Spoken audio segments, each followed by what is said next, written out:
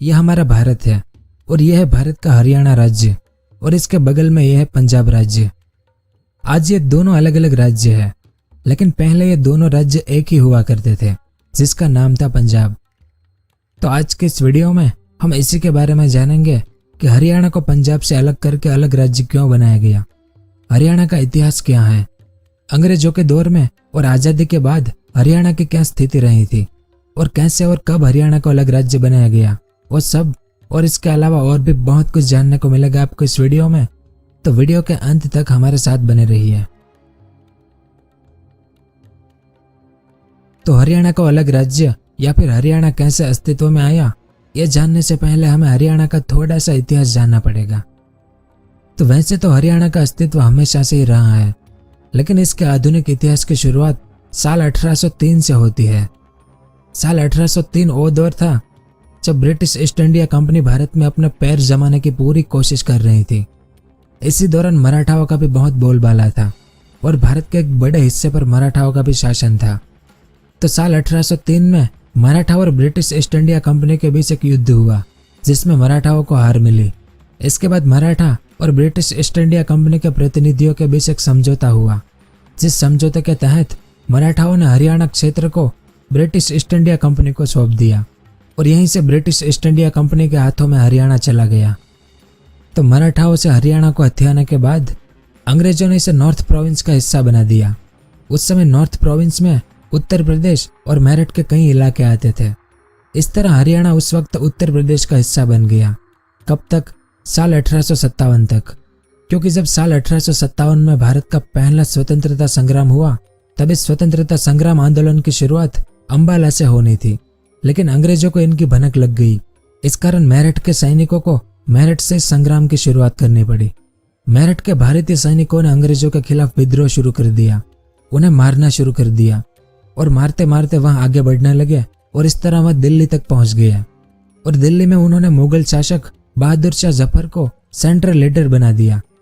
अब यहाँ पर एक बात ध्यान देने लायक है कि बहादुर शाह जफर एक मुगल शासक था और मुगलों का भी बहुत ज्यादा अत्याचार देश पर हुआ था। मुगलों ने सिख धर्म गुरुओं की भी हत्या की थी। बस अंग्रेजों ने एक बार फिर इसी बात का फायदा उठाते हुए पंजाब के सिखों को मुगलों के प्रति भड़काना शुरू कर दिया ताकि सब एक होकर अंग्रेजों के खिलाफ युद्ध ना कर सके। और इसका नतीजा अंग्रेजों को काफी फायदा मिला, क्योंकि 1857 की क्रांति में पंजाब की बहुत सी रियासतों ने इतना बढ़ चढ़कर हिस्सा नहीं लिया था और अपना उत्साह भी इतना ज्यादा नहीं दिखाया था। इसका कारण सिर्फ एक ही था कि सेंट्रल लीडर बहादुर शाह जफर को बनाया गया था। इस कारण पंजाब ने इस विद्रोह में पूरी तरह से भाग नहीं लिया था। अब अंग्रेजों को भी लगा कि अंबाला और मेरठ की बजाय पंजाब एक ज्यादा भरोसेमंद क्षेत्र है, क्योंकि वहां के लोग फिलहाल देश की क्रांति में इतना बढ़ चढ़कर भाग नहीं ले रहे हैं। इस कारण जब साल 1857 की क्रांति शांत हुई तब अंग्रेजों को लगा कि कहीं फिर से ऐसा विद्रोह हो। इससे पहले ही अंग्रेजों ने हरियाणा को अब नॉर्थ प्रोविंस में ना रखकर पंजाब का हिस्सा बना दिया। इस तरह से साल 1858 से हरियाणा पंजाब का हिस्सा बन गया था। तो साल 1858 में पंजाब में हरियाणा को मिलाने के बाद किसी ने भी कभी हरियाणा को एक अलग राज्य बनाने की आवाज नहीं उठाई। हालांकि उस वक्त परिस्थितियां भी इसके अनुकूल नहीं थी, क्योंकि अंग्रेजों का अत्याचार काफी बढ़ रहा था और हमारा भारत एक देश के रूप में एकत्र होने की कोशिश में लगा था ताकि सब मिलकर देश को आजादी दिला सके। फिर हरियाणा के बारे में यह चुप्पी साल 1925 में टूटी जब मुस्लिम लीग की बैठक हुई, जिसमें हरियाणा के बारे में 20वीं सदी में पहली बार चर्चा की गई। इस बैठक में मुस्लिम लीग के एक सदस्य जिनका नाम पीरजादा मोहम्मद हुसैन था, यह उनकी इमेज है। तो इन्होंने पहली बार हरियाणा को पंजाब से अलग करने की बात रखी। हालांकि उनकी बात किसी निर्णायक स्थिति तक नहीं पहुंची। इसके बाद साल 1928 में एक बार फिर हरियाणा की मांग सर्वदलीय बैठक में उठी। इस बैठक में कांग्रेस, हिंदू महासभा, दलित महासभा और मुस्लिम लीग जैसी तमाम पार्टियों ने हिस्सा लिया था। इस महासभा का मूल उद्देश्य इस विषय पर चर्चा करना था कि कैसे सभी व्यक्ति को एक संविधान के नीचे लाया जाए और सभी को एक समान अधिकार मिले। और यहाँ पर एक बार फिर हरियाणा को अलग राज्य बनाने की मांग उठी थी। इसके पीछे यह तर्क दिया गया कि हरियाणा और अंबाला की बोली, रहन सहन और खान पान में काफी अंतर है। इस आधार पर दोनों को अलग कर देना चाहिए। इस बैठक में कई लोगों ने इस मांग का समर्थन भी किया था, जिसमें महात्मा गांधी, मोहम्मद अली जिन्ना, पंडित नेकीराम और सर छोटूराम प्रमुख थे। लेकिन इन विचार का विरोध हुआ और यह विरोध बहुत ही ताकतवर पार्टियों के द्वारा हुआ। इस विचार के विरोध में हिंदू महासभा, जनसंघ पार्टी और आर्य समाज भी थे। ये तीनों पार्टियां नहीं चाहती थी कि हरियाणा को एक अलग राज्य बनाया जाए। ये तीनों पार्टियां हरियाणा को पंजाब के साथ रखने के पक्ष में थे। इस वजह से यह विचार एक बार फिर हकीकत में नहीं बदल पाया। इसके बाद इसकी आवाज़ उठी साल 1931 में। साल 1931 में लंदन में राउंड टेबल कॉन्फ्रेंस चल रही थी। तब भारत का जो प्रतिनिधित्व कर रहे थे उन्होंने यह मुद्दा उठाया।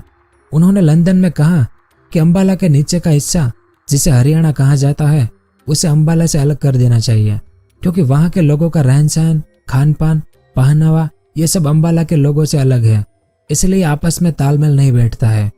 तो इस तरह से हम कह सकते हैं कि हरियाणा को एक अलग राज्य बनाने की मांग वहाँ लंदन तक पहुँच गई थी। पर यहाँ पर भी बात निर्णायक स्थिति तक नहीं पहुँच पाई। फिर साल 1932 में एक बार फिर एक राष्ट्रवादी नेता ने इस विचार के ऊपर बहुत काम किया, लेकिन उन्हें भी कोई सफलता नहीं मिली। और सफलता ना मिलना लाजमी भी था, क्योंकि यह एक ऐसा दौर था जब देश में सविनय अवज्ञा आंदोलन, असहयोग आंदोलन और तरह तरह के आंदोलन अपने चरम सीमा पर थे और पूरे देश में सिर्फ और सिर्फ एक ही धुन सवार थी कि किस तरह से देश को आज़ाद कराया जाए। ऐसे में हरियाणा को अलग राज्य बनाने की मांग बहुत ही छोटी मांग थी, जिस पर किसी का भी ध्यान न जाना लाजमी भी था। इसके बाद इस विचार पर साल 1946 तक कोई काम नहीं किया गया। फिर 1946 में जब देश आज़ाद हुआ तो एक बार फिर हरियाणा को अलग राज्य बनाने के लिए कई जगहों पर मांग शुरू कर दी गई। साल 1948 में मास्टर तारा सिंह ने एक विचार रखा। उन्होंने कहा कि उन्हें अपने राज्य को पंजाबी सूबा से भी ज़्यादा बड़ा पंजाबी राज्य बनाना है, लेकिन उनकी यह बात संविधान की मूल भावना के विपरीत थी, क्योंकि संविधान कभी भी धर्म के आधार पर राज्य बनाने की अनुमति नहीं देता। इसलिए इस विचार से पंडित जवाहरलाल नेहरू बिल्कुल भी खुश नहीं हुए, लेकिन यह विचार कहीं ना कहीं आम लोगों के दिलों में जरूर बैठ गया था। इसके बाद साल 1949 में भीमचंद चच्चर पंजाब के मुख्यमंत्री बने। उन्होंने पंजाब और हरियाणा की समस्या को सुलझाने के लिए चच्चर फॉर्मूला दिया। इस फॉर्मूले में यह कहा गया कि इस पूरे राज्य को 2 क्षेत्रों में विभाजित कर दिया जाए, जिसमें से ऊपर का क्षेत्र पंजाबी क्षेत्र हो और नीचे का क्षेत्र हिंदी क्षेत्र हो, और पंजाबी क्षेत्र में हिंदी भाषा पढ़ना भी अनिवार्य हो और हिंदी क्षेत्र में पंजाबी भाषा पढ़ना भी अनिवार्य हो। लेकिन इस फॉर्मूले का आम लोगों ने काफी विरोध किया। जैसे पंजाबियों ने कहा कि हमारी भाषा तो पंजाबी है, तो हम हिंदी भाषा क्यों पढ़े, और वहीं हिंदी भाषी लोग जो कि हरियाणा में रहते थे उन्होंने कहा कि हम पंजाबी क्यों पढ़े। इस कारण यह फॉर्मूला कामयाब नहीं हुआ। और तभी साल 1953 आ गया। 1953 में एक बहुत बड़े लीडर थे जिनका नाम पोती श्री रामुलु था। ये उनकी इमेज है। तो ये हैदराबाद में भूख हड़ताल पर बैठ गया। वे भी अपने तेलंगाना राज्य को अलग बनाने की मांग कर रहे थे, जिस पर हमने एक अलग से वीडियो बनाया है कि तेलंगाना अलग राज्य क्यों बनाया गया।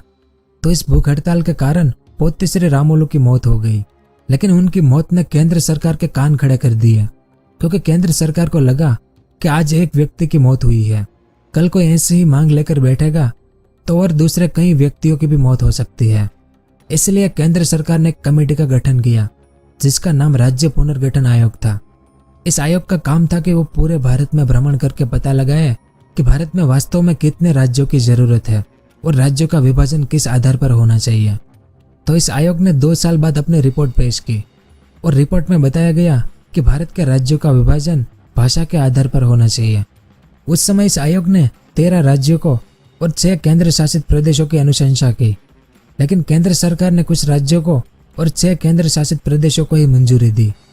अब हैरानी की बात यह थी कि इसमें हरियाणा राज्य शामिल नहीं था, यानी पंजाब का विभाजन नहीं हुआ था। पंजाब के लिए इस रिपोर्ट में वही बातें बताई गई जो चच्चर फॉर्मूले में पहले ही बताई जा चुकी थी। इसलिए पंजाब के लोगों को कुछ नया नहीं लगा, क्योंकि यह आइडिया तो पुराना था जिसका उन लोगों ने पहले भी विरोध किया था। फिर साल 1960 में संत फतेह सिंह ने एक अलग राज्य की मांग को लेकर अनशन शुरू कर दिया, लेकिन तभी मास्टर तारा सिंह बीच में आ गए और उन्होंने संत फतेह सिंह का अनशन बंद कराया और वे खुद अनशन पर बैठ गया। लेकिन 48 दिनों बाद उन्होंने भी अपना अनशन तोड़ दिया और यहाँ पर भी उनकी मांग पूरी नहीं हो सकी। इसके बाद साल 1965 आ गया, जिस वक्त भारत और पाकिस्तान के बीच युद्ध शुरू हो गया। इसी दौरान संत फतेह सिंह ने एक बार फिर अनशन शुरू कर दिया और उन्होंने यह चेतावनी दी कि यदि 15 दिनों के अंदर उनकी मांग नहीं पूरी की गई तो वे आत्महत्या कर लेंगे। अब उस वक्त देश के प्रधानमंत्री थे लाल बहादुर शास्त्री जी। जब उन्हें यह पता चला तो उन्होंने संत फतेह सिंह से मुलाकात की और उन्हें कहा कि इस वक्त हमारा देश बुरी परिस्थिति से गुजर रहा है, पाकिस्तान के साथ हमारा युद्ध चल रहा है। ऐसे में हम फिलहाल इस मुद्दे पर अपना ध्यान केंद्रित नहीं कर पा रहे हैं, क्योंकि हमारे लिए और आपके लिए इस वक्त हमारा देश ज्यादा जरूरी है। यह सब सुनकर संत फतेह सिंह को भी शास्त्री जी की यह बात बिल्कुल सही लगी और उन्होंने भी पहले देश को प्राथमिकता दी और अपना अनशन खत्म कर दिया। इसके बाद जैसे ही 1965 का युद्ध खत्म हुआ, तब संत फतेह सिंह ने दोबारा अनशन शुरू किया, जिस कारण केंद्र सरकार ने एक संसदीय समिति का गठन किया, जिसके अध्यक्ष हुकुम सिंह को बनाया गया। इन्होंने एक आयोग का गठन किया जिसका नाम पंजाब सीमा पुनर्गठन आयोग था और इस आयोग का काम था कि वह पता करे कि किस तरह पंजाब का विभाजन किया जाए। इस समिति ने 31 मई 1966 को अपनी रिपोर्ट पेश की, जिसके बाद 1 नवंबर 1966 को हरियाणा राज्य अस्तित्व में आया। तो इस तरह से हरियाणा को एक अलग राज्य बनाया गया था। और हरियाणा की राजधानी किस शहर को बनाया गया वो आप हमें नीचे कमेंट करके बताएं। तो यह सब कुछ था इस वीडियो में। उम्मीद है कि आपको कुछ जानने को मिला होगा। अगर पसंद आया हो तो लाइक और शेयर जरूर करें। पूरा वीडियो देखने के लिए आपका बहुत बहुत धन्यवाद।